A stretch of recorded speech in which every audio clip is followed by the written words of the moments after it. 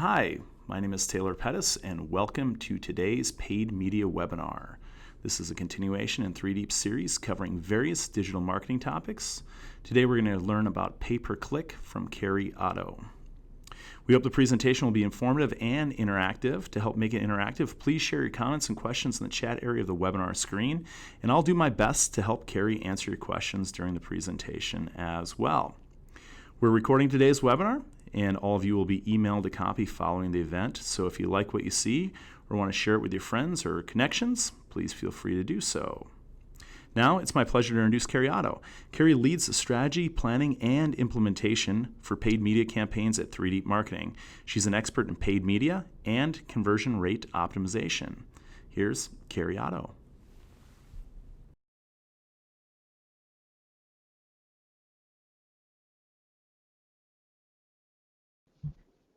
And not only just learning about the ins and outs of paid search, pay-per-click advertising, but really to see how pay-per-click marketing might be effective for you and your business objectives. So first of all, just taking a step back, we wanted to look at how do companies use digital marketing to meet their business objectives.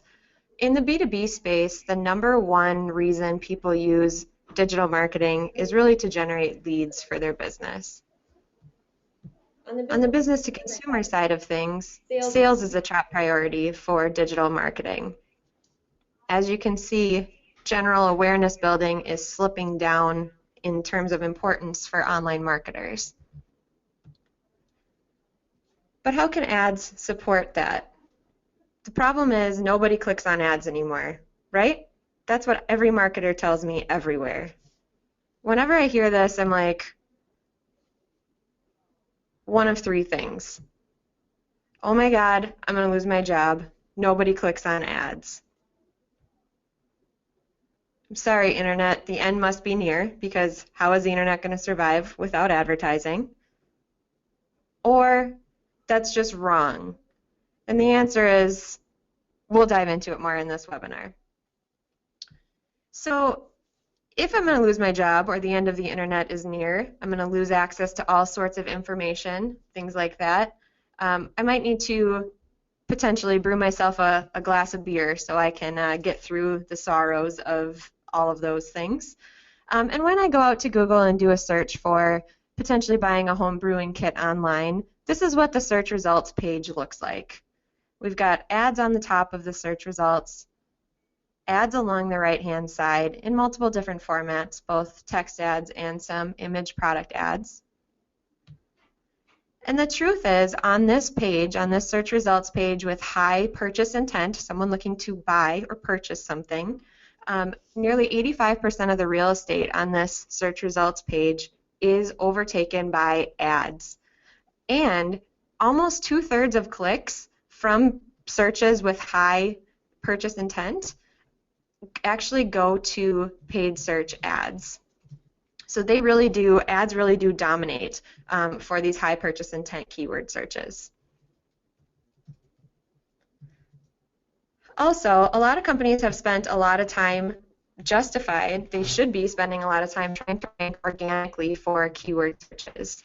But even when you've got high organic rankings, you're showing on that first page and in those premium spots in the organic listings area that we just saw on the last page, there are ads present on that page that you have to compete with. And when people have high purchase intent, we just saw that almost 85% of the share on that page goes to advertisers. You are going to lose some clicks on your organic rankings. Everybody knows that those top organic rankings have the most trust and the most engagement from users. But we can see that when paid ads are present on that search results page, the top SEO results, those top organic listings, the clicks on those decrease by 30%. So when paid ads are present, they're stealing clicks from those top organic rankings, and it can either be your competitors' ads gaining that traffic, or you can make sure you have a good strategy in place to have your own brand protection and presence on those pages. So now that we are hopefully in alignment that people are still clicking on ads, we want to dive into a little bit about what a pay-per-click ad really is. So one form of pay-per-click advertising is paid search. And paid search marketing means advertising within the sponsored listings of a search engine and only paying when your ad is clicked. This is huge because traditionally media has always been purchased on either a length of time, you have a homepage takeover ad for the month of September, or purchased on an impression basis. So we're going to charge you $20 to show your ad 1,000 times, whatever those rates may be that you've negotiated with a vendor. But in the pay-per-click methodology, you're still getting ad impressions, you're still gaining awareness, you're still getting visibility for your brand, but you only pay when someone is choosing to engage with your ad, your brand, your message. So this saves you it can ultimately save you a lot of money in the long run, but you're paying for results instead of just impressions. It really flips the scale for advertisers. Now that we understand the benefits of paying only per click, you can see we're going to look at what types of ads you can buy on pay-per-click terms. Number one, and what will be the focus of our time together today, is paid search ads. So when someone goes out to Google or Bing and does a search for hotels in Minneapolis, they are the ad placements that show at the top and the right-hand rail of the search results page. Those are paid search ads. You can also buy display or banner ads on a pay-per-click basis with almost all vendors these days. Some sites will traditionally still sell media buys in a CPM or cost per impression format, but if you're using a network like the Google Display Network, you can negotiate your terms and pay only per click as well. Remarketing ads. So as I was looking for a hotel in Minneapolis, I bounced around and saw a few different ideas about how I could spend my time on vacation in the Twin Cities and checked out a site called Explore Minnesota. Later on, as I was browsing the local news channel, care11.com, I saw ads for Explore Minnesota on this channel, and these are called remarketing ads. So it's where you visit a site, don't complete a desired action, and then that brand continues to follow you around the internet as you continue your shopping or your search. Another ad format to pay attention to that you can buy on a pay-per-click basis are video ads. Most popular site for video ads would be YouTube, and you can get your ad to rank on the search results pages for YouTube or across the Google Display Network in a video ad format. Lastly, social advertising. Places like Facebook, LinkedIn, Twitter, you can get your ad to show in people's newsfeed or along the right-hand side in kind of a blended text and image format, and only pay again when somebody chooses to engage with your ad, as long as you've selected that as your payment type. So again, back to the search engine results page, as we're looking for those home brewing kits so we can drink away our sorrows as marketers if the internet is dying and we're losing our jobs. We can see the paid search ads again here. This is on Bing, for example, instead of Google, but dominating this search engine results page. So this is where we're really going to spend our time today, is on these paid search pay-per-click ads. So how did all those ads appear on the search engine's results page? Essentially, there are a bunch of different advertisers who have entered into an ad auction, and the judge of the auction is Google or Bing. And both Google and Bing have an algorithm that operates on a real-time basis. So, say you're competing with two other advertisers to get your ad to show on that search results page. You enter a maximum cost per click you're willing to spend when somebody would click on your ad or engage with your ad. That is up to you, and we'll talk about how you determine what those numbers might be. Another factor on determining if and where you'll rank on that search results page is your quality score. And quality score is really a measure of three key factors. Your click-through rate, so how often people have chosen to click on your ad when it was displayed on a search results page previously. Your ad relevance, meaning how well does the ad, that actual text ad or product ad that shows up on that search results page, how well does that meet users' expectations? How well does it align with the keyword query that they entered into the search engine? And lastly, your landing page experience. So Google and Bing are really looking at, once I click on this ad, what sort of page am I taken to? If I look for a very specific product like red high-heeled shoes, are you just dropping me off on your e-commerce homepage and then I've got to navigate all the way down to that red high-heeled shoes page? Or are you taking me directly into a product page that features red high-heeled shoes? That is a much better experience from the user's point of view than the previous scenario. So Google factors together how willing you are to pay for a click and how strong of a quality score you have, and determines in which order these advertisers' ads are going to rank on that page. And if your quality score is too low and your bid is too low, you just won't show up at all. So now that we understand a little bit more about paid search, we want to really figure out, where does it fit in the kind of buyer's decision-making process. The buyer path to purchase is not linear. It's incredibly messy, and we all know that with the introduction of online second screens, people's browsing behavior is just never ending. People not only find your ads on TV and in magazines anymore, now even when they're in a brick and mortar store, they're researching online, finding reviews for products, determining if they could purchase something online at a lower price than they could in store. They're quickly hitting up their friends and family via text message or social media to figure out if they have experience with these products or any recommendations.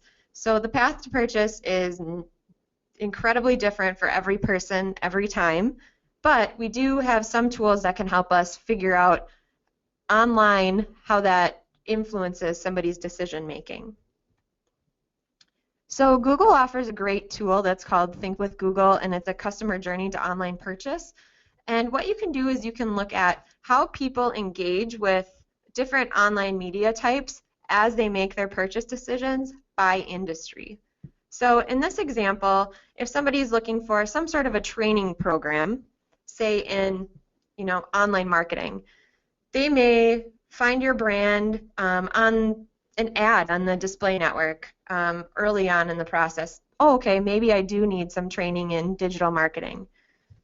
Then they may go out to the search engines and say, I'm looking for online marketing training, right? They do some sort of a general search because they determine that they need to learn a little bit more about this.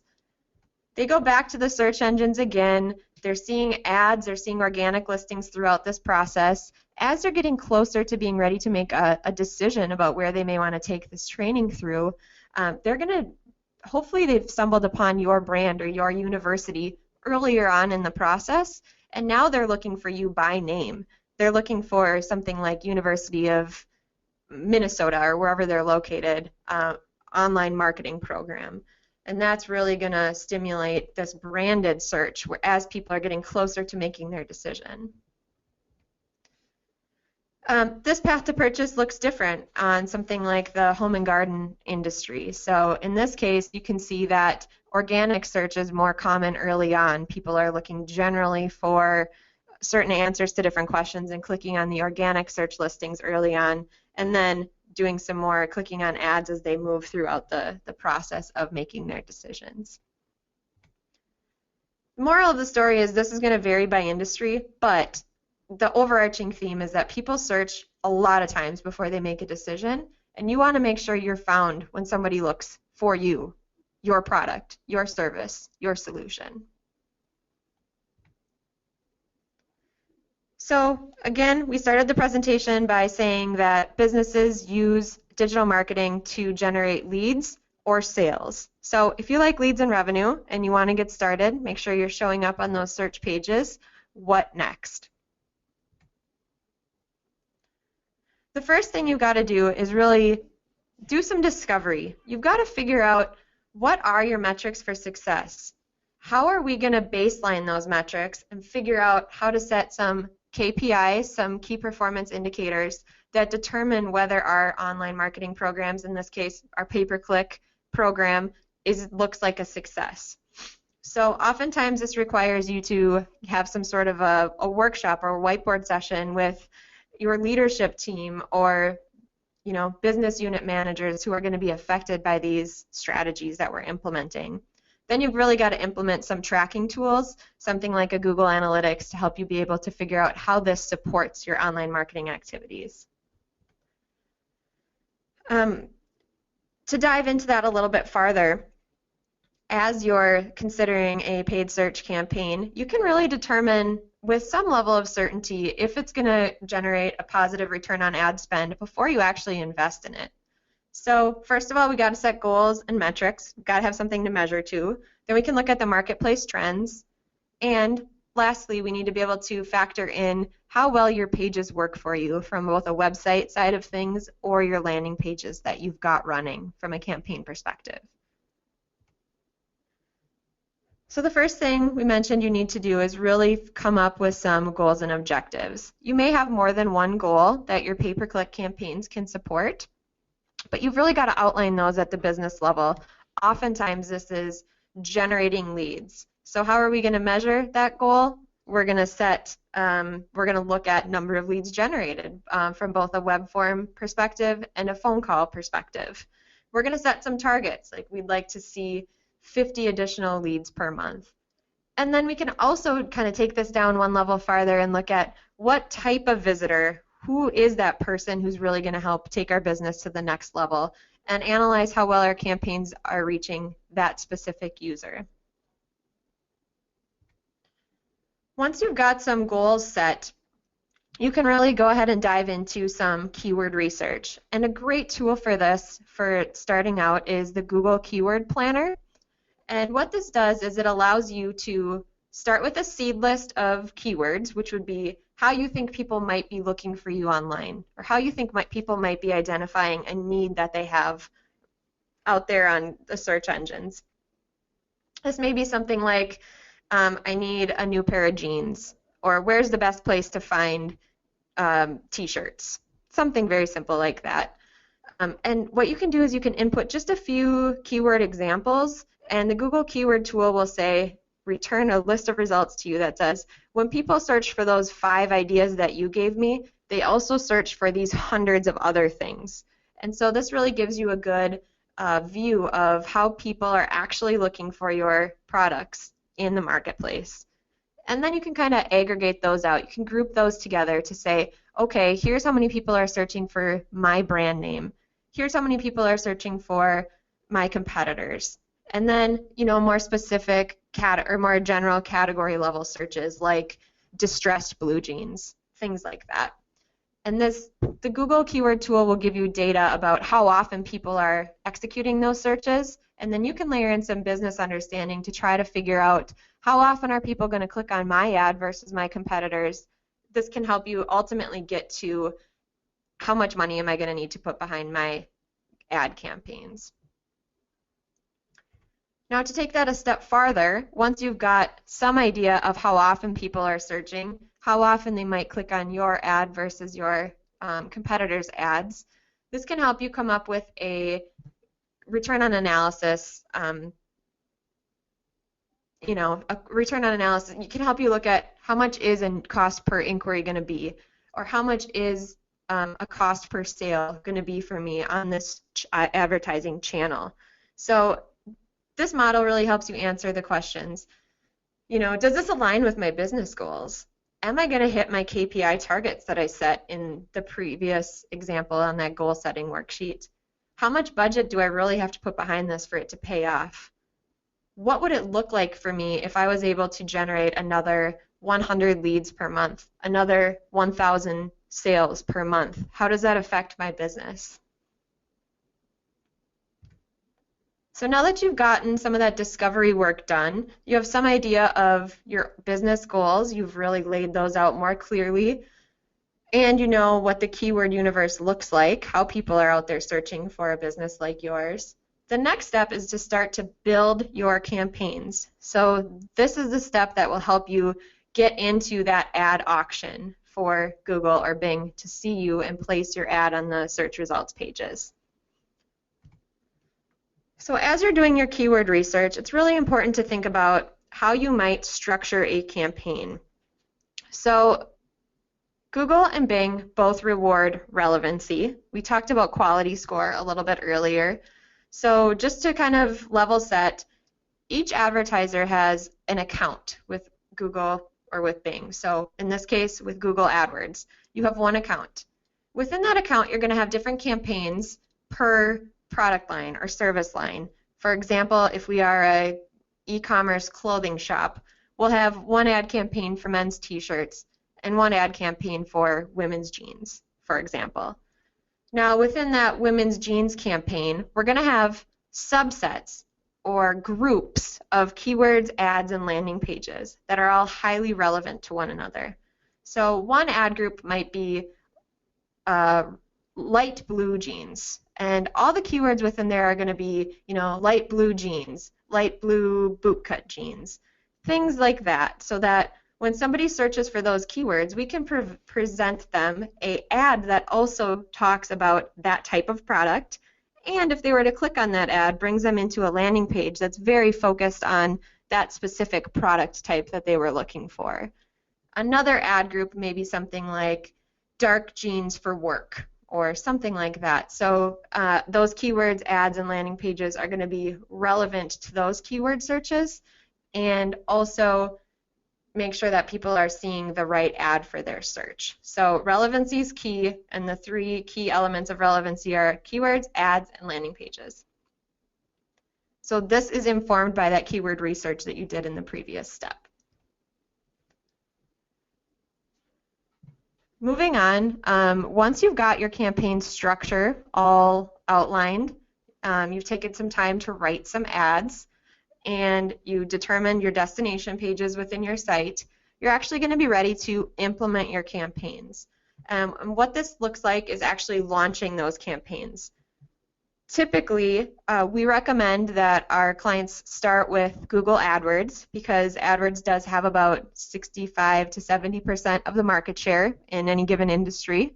And so we typically roll out these campaigns first to Google AdWords because we can start getting some data right away, monitoring success of those campaigns. Then once we've got a good baseline of our launch on Google AdWords, we typically recommend that advertisers scale to Bing, which is growing in market share, and potentially launching into additional types of ads, as we mentioned, some of those image or display ads, potentially some remarketing ads, and then social if it's appropriate. It's important in this phase to be frequently monitoring your campaigns because now you're putting actual dollars behind your ads on the search engines, and you want to make sure that they're performing as you expected. In the optimization phase, you're going to be looking at how are people actually triggering your ad? What search queries are actually driving your ad to show on the pages? How are you ranking? Are you showing up at the bottom of the right rail and you'd prefer to be in those premium positions at the top of the search results pages? How can you change your maximum cost per click bid in order to rank a little bit better? It's important in this phase. There's a lot of tools that can help you automate some of those activities, especially with the bid management.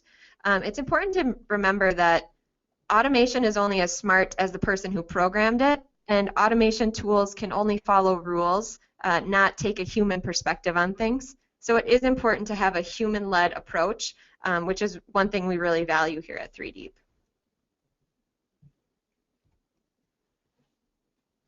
So once you've got a campaign up and running, you start to see how your campaign is hitting or missing your goals that you set out for it to achieve. And what we like to do is look at things in both a short-term and a longer-term strategic perspective. So if we want to grow conversions, so number of times people are converting to a sale online or filling out a lead form, if we wanted that to continue to grow month over month by X%, whatever it might be, and we want the cost for each of those conversions to continue to decrease, because which advertiser wouldn't want both, right? More volume and a lower cost per lead or cost per sale. what strategies or tactics are we going to have to implement in order to hit those goals? We're going to have to continue to refine our keywords. We're going to have to, launch some different ad tests to see which one consumers respond to more frequently, ad version A or ad version B.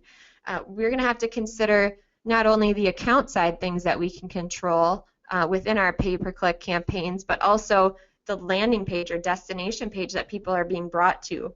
So it's important to lay out what are your strategies to improve your pay-per-click campaigns and just kind of hold you accountable to making good, solid progress month over month.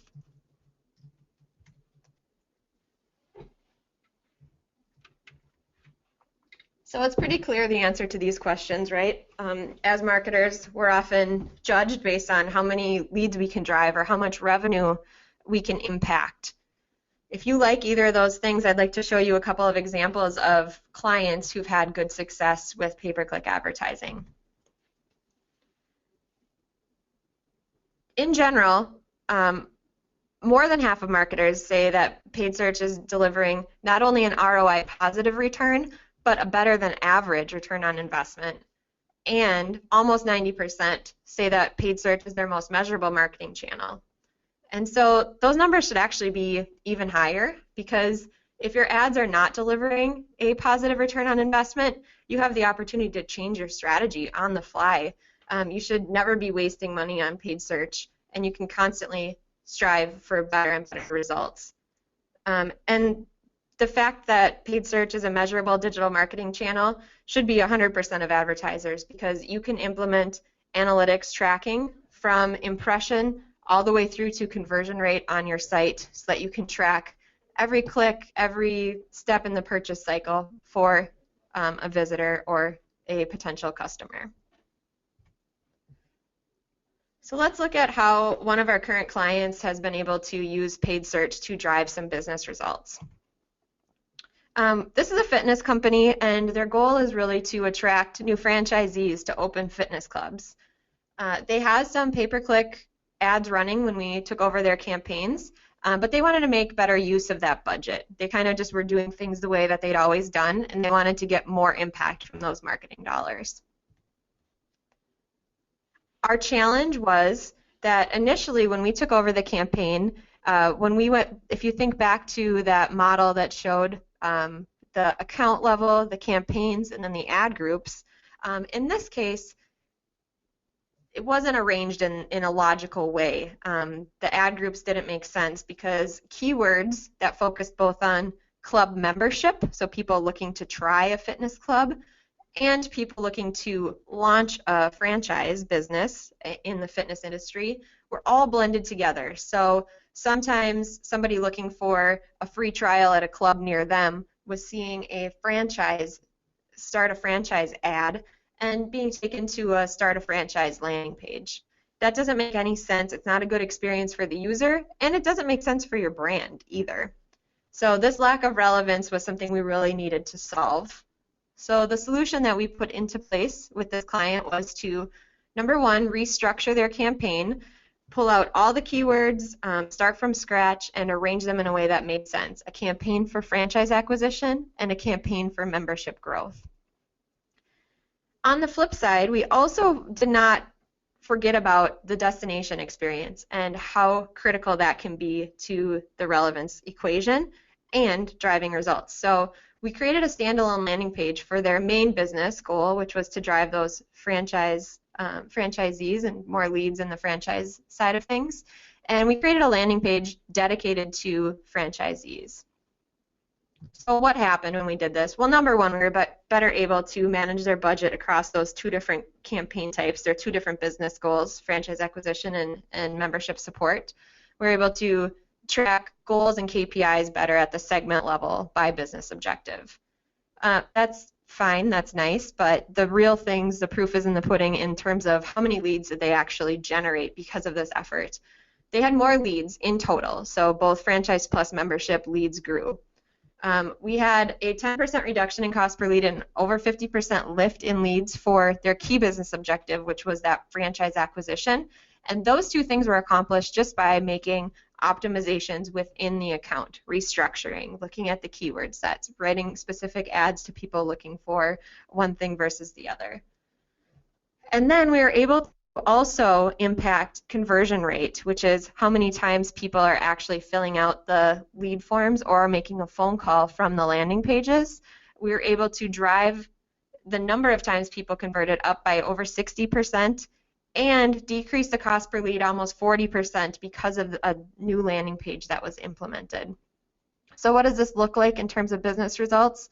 Well, you can see a few months ago when we took over the account, we were able to generate, that orange line is what you really want to pay attention to, more conversions, more times people filled out a lead form, and at the relatively same cost. And when that new landing page was implemented, just a month and a half or so ago, when the time this graph was taken, that's when conversions really skyrocketed. So we were able to find efficiencies within the account, and then with the launch of that new page and a much increased conversion rate, we were able to drive a lot better results for this client.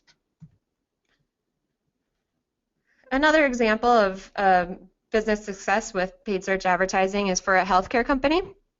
And this client of ours was really looking to get more new patients in the door without spending any more media dollars on paid search. They were spending a lot of money on irrelevant or really broad, really vague keyword searches and missing out on new customers because a lot of their money was being spent on those irrelevant keywords. They didn't have a very large keyword set, so they weren't showing up for some of the more important terms or people who were further down that purchase funnel more ready to become a new patient. Again, a landing page that had a lot of distractions and black holes as well. So the solution we implemented for this company was to first trim the wasted ad spend in order to reallocate it towards additional keywords that could attract new consumers and more site visits. And the second phase of that was to write some new ads that would better encourage somebody to engage with this company. Another thing that we did was launch their campaigns on Bing ads. They had been running only on Google AdWords, but that leaves 30% of searches kind of missing from the equation. So we scaled their campaigns to Bing ads to kind of capitalize on that additional market share. And we were able to also launch a new landing page for this healthcare provider as well. So in this case, the proof is really in the pudding here. So when we took over this account, we were able to drop the cost per inquiry or cost per new patient down by almost $40 within the very first month, just trimming that wasted ad spend. You see, when we were working on account side optimization over those first 6 months or so, we're able to continue to drive down a lower cost per new patient while increasing the number of new patients coming through the doors for the same ad spend. And then when the new landing pages that were created by our team here were implemented, you can just see how much more dramatically cost per lead decreases again, or cost per new patient, excuse me, and the number of new patients per month grows exponentially. So at this point, if you're thinking there may be a business case for you to invest in some paid search marketing on a pay-per-click purchase model, how do you get started? There's a lot of free tools that can help you get started with pay-per-click advertising. In terms of conducting your keyword research, both Google and Bing offer a keyword planner, and that will help you just kind of figure out, get outside of the walls of your organization and start thinking about how are consumers actually looking for you. Another thing that's a good starting point is to look at how are your competitors engaging in the online marketplace? How are they using paid search to support their business goals? So one tool is SpyFu. You can see what your competitors' ads look like. You can also see approximately how much they might be investing in paid search marketing. Google Analytics has some competitive tools if you're opted into the competitive insights section. And also, if you already have an ads account, there's a competitive intelligence report that's kind of interesting. If you are already managing campaigns, or once you launch your campaigns after you've built them out, AdWords Editor and Bing Ads Editor are some great campaign management tools. They allow you to make bid changes, add keywords, add negative keywords, all in an offline environment, and then you can push your changes to the live version once you're confident that's the path you want to take. So just a little bit about us here at 3 Deep Marketing. We manage a lot of dollars for our clients in paid search marketing, and all of our campaigns are managed by paid media strategists who have both Google AdWords certifications and Bing Ads certifications, and we've got a whole team of people here who are also certified in Google Analytics and Google Tag Manager. So that's great. Thank you so much, Carrie, for leading today's webinar. It was fantastic. And I know that I learned a ton, so I also want to thank people for attending. We do still have some time for some questions, so we did receive some throughout the presentation. Type some more in if you have them. We still do have a few minutes here for Carrie to respond. And while you type in some additional questions, I want to make a quick announcement. We will be sending out a link tomorrow in addition to the recording of Carrie's webinar, because Carrie and her team are offering free PPC audits for the first 10 qualified companies. So if you're interested in some free tips on how you can increase conversion or lower advertising costs, visit that link and see how you can have a chance at a free audit. We also do have another webinar on October 20th, again continuing our series of digital marketing topics. So the October 20th webinar will include email marketing. One question that came up was you talked a lot about keywords, and are there any good tips you have for keyword research? Sure. I think the number one thing that we tend to do as marketers is we start to get so used to our organizational speak about our products and services that it can be hard to take a step back and think about how potential customers are really searching for us online. So one thing I would recommend as a starting point would be first just have a whiteboard session with a couple of people in your organization to kind of start to generate a seed keyword list. So whatever the product might be, really start to brainstorm, not just within your own brain, but with a few other people at your organization on how people might be looking for you online. Then once you've got that kind of starting research done, go ahead and take that keyword list and drop it into one of those keyword planner tools that we mentioned during the webinar today. And that will just help you get outside of your own walls, your own mind, and open up the doors to, when somebody is going to Google, what are they actually typing in the search bar? Because that's the data really speaks for itself there.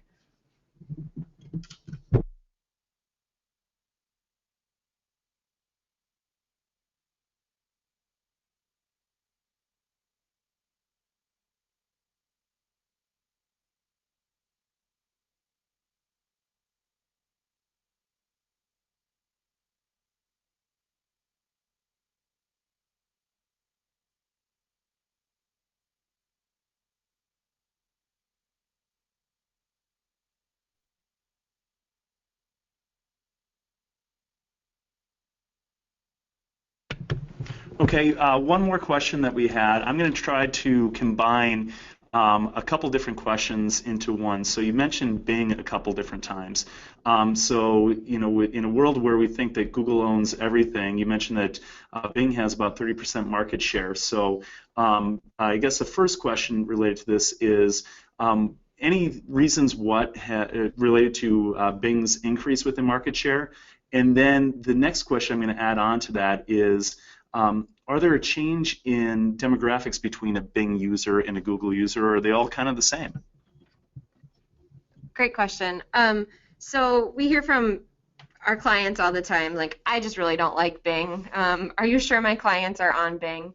Well, Bing does have about 30% of the market share, a little bit less, but Yahoo became the default search for Mozilla Firefox users in November of 2014, and this really helped the Bing ads marketplace gain a lot of ground. So Yahoo's ads are actually powered by the Bing ads interface, so they have a partnership there. So when we talk about running Bing ads, you're not only running on Bing but also on the Yahoo network as well. So when that change happened in 2014, we've since seen Google share drop about 2.5%, and the Bing and Yahoo share climb almost 3%. So it is making strides to be a more and more impactful search marketplace. Now, the second part of that question was, what's the difference between people who search on Google and people who search on something like Bing? Bing users tend to have more education, higher education. They tend to be a little bit older, so they have more users who are 35 plus than Google does, and slightly more women than men. And also on Bing, Bing users typically have a higher disposable income. So depending upon what type of product you're selling, especially if you're selling more premium products, and you're going to capture more homeowners who are searching on a home computer that has Bing as their default search engine, you're going to see a different response to your Bing ads than you are to your Google ads. So there are some key demographic differences between the search engines. Also keep in mind that Bing is often the default search for iPhone users, especially in some of the more recent upgrades to the interface of your iPhone. So that's also capturing more and more mobile users as well on Bing. So one thing, we just got a comment. It sounds like our audio cut out when you're talking about tips for writing concise ads. Can we have you repeat that answer just one more time, please? Sure. Sorry about that. Maybe I accidentally hit the mute button. When we're talking about using those 25, 35, 35 characters that you get in your ad, which gets eaten up pretty quickly, something to do is try to focus on triggering an emotional response from somebody who might see your ad on a search results page. So a lot of times as advertisers, we try to get the keyword that somebody searched for in our ad over and over again, because when you're seeing ads on the search results page and there's a keyword match, those words get bolded. But the problem is then if all advertisers do that, your ad does not stand out. So one tip I would recommend is to check out a resource by Perry Marshall. He's kind of an online advertising guru or expert. He has the Swiss Army knife methodology in ad writing. It can also be effective for headlines and things on your website. But he talks about using relationships, imagery, urgency, different tactics to entice people to take action now, because users really are only making a decision on that when they see a search results page generated. They're going to make a decision in a split second. So how do you trigger an emotional response? It's not always a rational reason that somebody clicks on an ad. Wonderful. I think we have time for just one more. One of the things that a user mentioned while they were watching this today was poor relevancy, and so that tended to stick out in their mind, it looks like. So talk a little bit more about poor relevancy and maybe some things that might hurt relevancy or some things that people can do to increase their relevancy. Sure. So the way that you can diagnose if your ad is irrelevant or highly relevant is by looking within your accounts. At the keyword level, you'll see a column that actually tells you at the keyword level how high your quality score is, from a score of 0 all the way up to 10, 10 being the best and very hard to achieve except for brand type keywords. But anything under 5 is considered a poor quality score. And the reason that you would be dinged for a low quality score would be maybe trying to get your ads to show for something really broad or potentially unrelated. So if somebody looks for cats, if that's their search that they type into a search bar, but you are really a cat groomer or something like that, your ad trying to show for just the general keyword phrase cat is kind of inappropriate, and Google's going to ding you quality score points for that, because you can't be everything to everyone. And if you're trying to run your ad on a general term like that, you're not going to get a good click-through rate, which is an important factor that Google looks at when determining relevancy of an advertiser. So every time a user clicks on your ad, that indicates a vote of confidence that you're going to show them something related to what they looked for on your landing page after they click on your ad. And so that indicates relevancy that when users are clicking on your ad. So if you have a historically low click-through rate, Google is going to penalize you for that. And what that really means for you as an advertiser is that you're going to start paying more and more in terms of your cost per click, because if you think back to the judge and the advertisers in the auction, when you have a lower quality score, you actually have to pay more for each click, because the factor that Google uses to determine how much you have to pay is a blend of those two things, both quality and bid. So as you look at the keyword level within your account, you can actually see why your keywords have a high or a low quality score. There's little bubbles you can hover over that tells you why Google's, marked you as a poorly relevant ad for those different search terms. And you can see if it's based on your click-through rate, your ad, the actual language in your ad, whether that makes any sense for a user or not, and the actual landing experience that they'll be brought to. So if you need to increase or flip around your poor relevancy, think about the keywords that you're bidding on. You may need to get out of some of those short-tailed, broad, vague keyword sets and focus more on some keywords that are highly related to your product or service. So another thing would be to write better ads, right? We talked about getting more people to click on your ads by writing something more emotionally or triggering some urgency in somebody to take action when they see that ad. That's going to improve your click-through rate and also increase your quality scores. And then lastly, not to be forgotten, is to look at your landing page experience. Think about what part of your site makes the most sense to drive a user to, depending upon what keyword they were searching for. Great. And so I lied. I said that the last one's going to be the last question we're going to take. One more just came in, and it's too good to pass up. And so do you have to develop landing pages, or can you direct the customer to existing content on your site? So just such a good one. I want to make sure that we take time to respond to it. Absolutely. And the answer to this one is it depends, of course.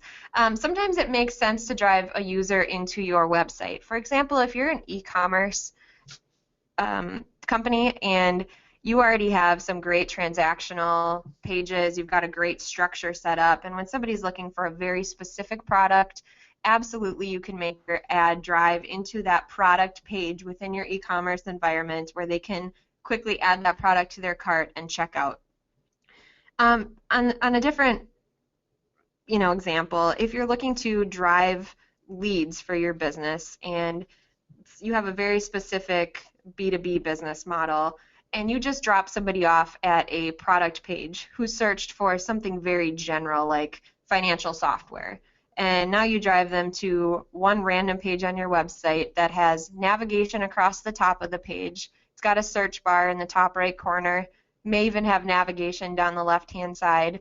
Each choice that you give a visitor on your page is going to reduce the likelihood that they actually take the action you want them to take. So the more focused you can keep your pages, the better, which is why we often recommend to our clients that they do focus on creating standalone landing pages that don't have all of this navigation, because each time you present someone with an opportunity to do something other than the call to action you actually want them to do, you're going to reduce your overall conversion rate, and that's going to affect your cost per new lead, your cost per sale, and ultimately just your campaigns are not going to perform as well as they could if you had a focused landing experience. That's a great response. And so thank you, Carrie, for taking time to present today. That is all the time we have today. And thank you, all of you, for attending. Again, we want to extend the offer that Carrie's team has put forward. So for the first 10 qualified companies, we will be doing paid media audits. So sounds like a good opportunity to get some tips from you and your team on that. And really do appreciate you taking the time to share such great information. Thanks, everyone, for being here today.